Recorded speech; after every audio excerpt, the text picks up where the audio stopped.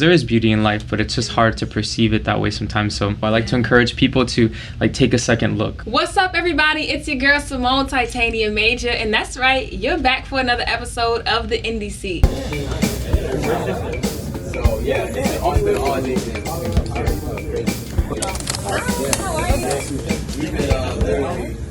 And today we have a special guest. We have Chris Rojas. That's right, Honey Eyes right here in the building. And I can't wait for you guys to get to know him. Chris, what's up? How you doing? I'm good. How are you? Good. Happy to be here. Yes, we're so happy to have you here at the Indie Seat. My question that I always ask the artists is, when did you fall in love with music? I feel like I've always been in love with music, so I wouldn't say like right when I was born. It took a little bit of time, but it happened in a place of like stillness and quiet. Because growing up, my house was very quiet. My parents were very like, you know, I was in my room, you know, it couldn't be too loud. So a lot of times in my room, I would just sing by myself. Really? Yeah, and it was because I saw Aerosmith on MTV, like when they play the music videos. My cousins would babysit me, like when my parents were away, and when I saw Aerosmith, like the way that they would sing and emote, I would like see that and I would try to replicate that in my room. And that's when I first started to experience like what I consider is like the outpouring of like the soul, like when you sing.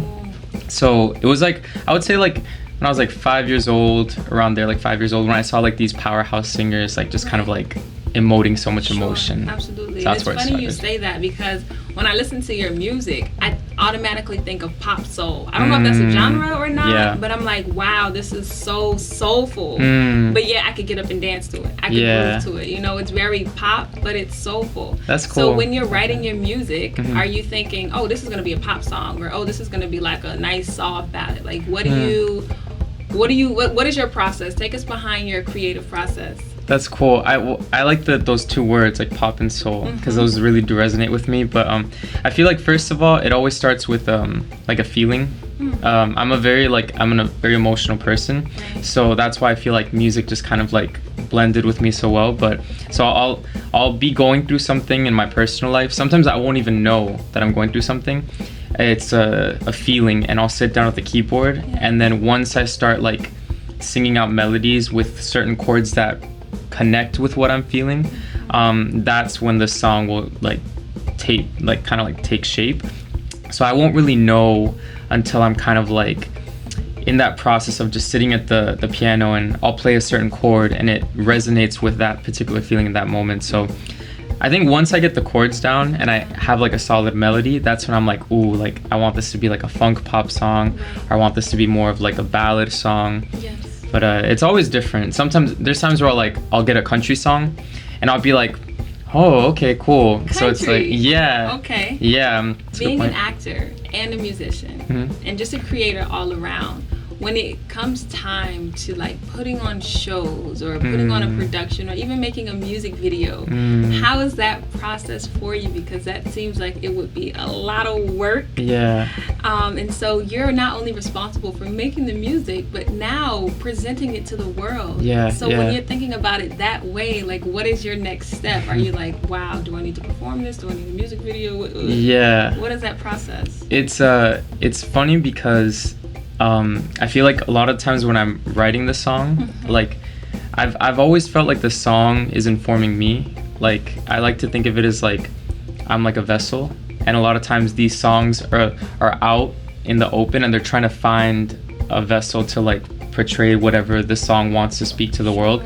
And that's why I feel like songwriters that have their ears open and are waiting, the song will like come to them and they'll be like, okay, I trust you to fulfill the purpose. So I feel like a lot of times it starts in that process of like opening yourself up and then the song finding you, and as you're like allowing yourself to pour out whatever that song is, as you're pouring out, it'll guide you to the visuals, or at least like when I'm writing the song, I'll see colors.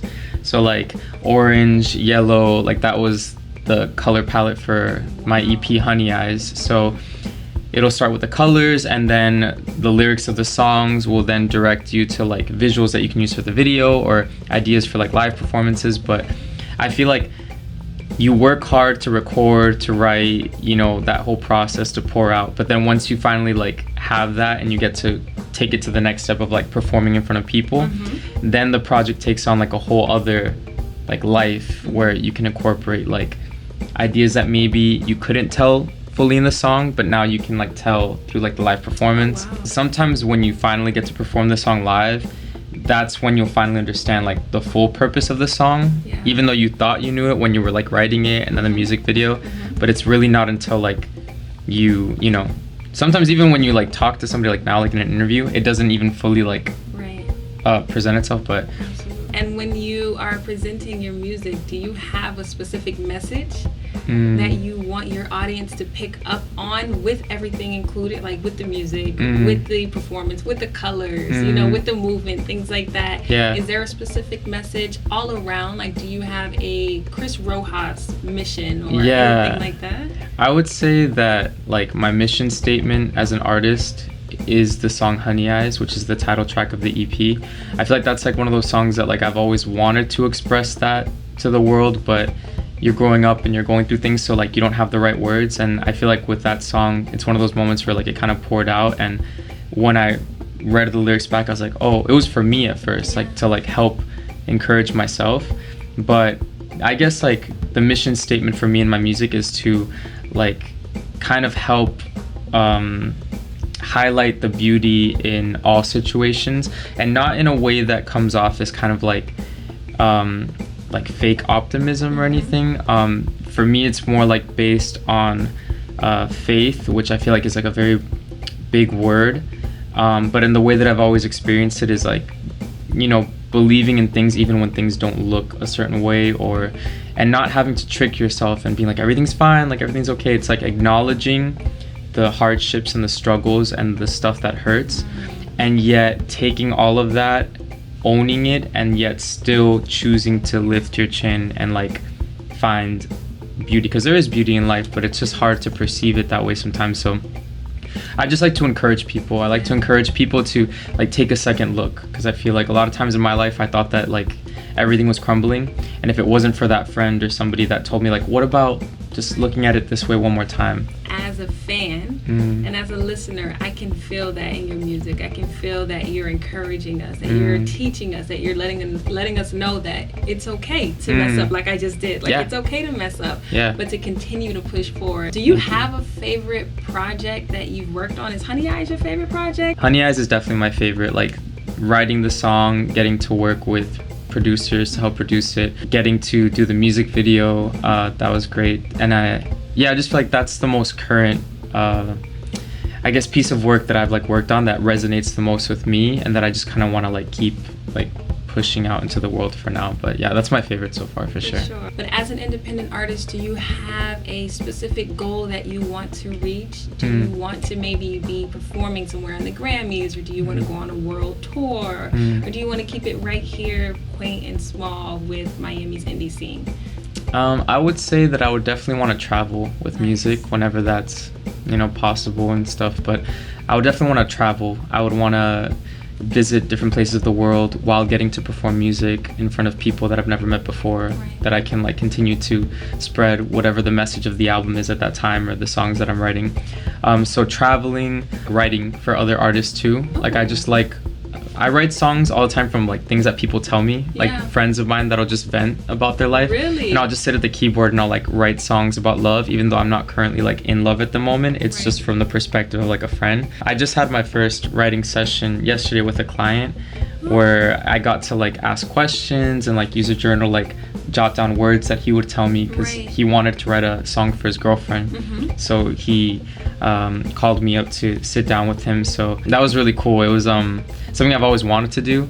So to actually get the opportunity to do it, and for someone to entrust with a project that's like about a loved one and stuff like that. Absolutely. So that was cool. But I would say that like traveling.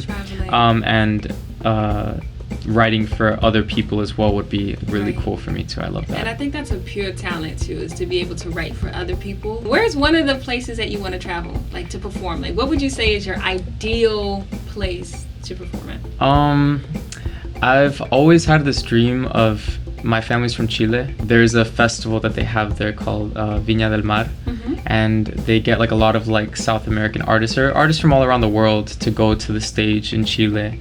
And it's like the biggest event for us in Chile. So my family always was like, oh, we'd love to see you perform there one day. So I've always had this dream of like being able to perform like a stripped back like piano song on that big stage and like dedicate it like to my family in Chile, and kind of like the morals that I received from that side of the family, and kind of just giving them like a moment of like honor and respect for everything they did for my life and how they made me fall in love with the Chilean culture, because I was born here. So I feel like that would be like a cool moment to be on that stage and sing one day. Do you feel that it is your responsibility as an artist to talk about current situations or current topics that are going on in the world, in Chile, here in America?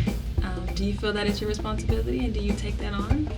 I during quarantine specifically, I've gone through the process of, you know, acknowledging that clearly there's a lot of situations going on in the world. Like everywhere you look, it can feel very like daunting at times. So I kind of had to sit down like in the stillness, because I felt that kind of pressure, like a need to say something, but I realized that it was stemming more so out of a place of wanting to meet expectations or to do it now before, you know, other people are like, why isn't he saying anything? I've found that the intention of using music and my voice to bring awareness to situations and to bring light in situations has always been there, but I've found that I want it to come from a place of like a genuine place, rather than a place of like rushing it, because I've, just to be transparent, like I've had moments where I've typed out things on like my notes like on my phone and just kind of declaring like all the things that I stand for and wanting to like screenshot it and post it. And although like it's good to vocalize, I just knew in that moment that it was coming more out of a place of like, I need to post something and it needs to sound this way. I feel like every artist has a purpose, and I feel like artists are always learning what that purpose is as they're moving along. So I do feel led to use my voice. Hi, my name is Chris Rojas, and I'm here on the Indie Seat. You can check me out on social media on Instagram at LOL Chris Rojas. That's primarily where I post most of my updates on music. You can check me out on iTunes, on SoundCloud, on Spotify, Chris Rojas Music, and my new single Honey Eyes is going to be coming out soon, so you can check it out on streaming platforms, or just stay tuned in my Instagram, which is LOL Chris Rojas. I am Symone Titania Major, and you were watching the Indie Seat. You can catch me and all of my work on SymoneTitania.com. Shout out Context of a Generation for producing the Indie Seat. Thank y'all so much. Stay blessed, and we'll see you next time. Peace.